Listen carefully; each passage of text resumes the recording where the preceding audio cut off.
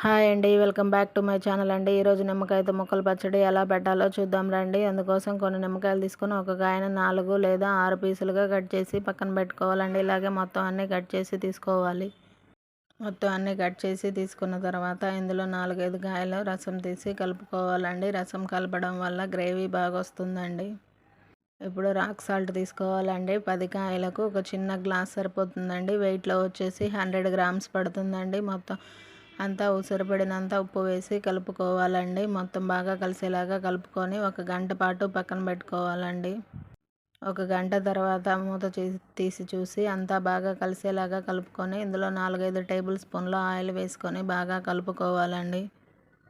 Next దీన్ని ఒక డబ్బాలో స్టోర్ చేసుకొని 10 డేస్ పాటు నిల్వ ఉంచాలండి. 10 డేస్ మధ్యలో తీసి కలుపుకుంటూ సాల్ట్ కరిగేదాకా పక్కన ఉంచుకోవాలండి.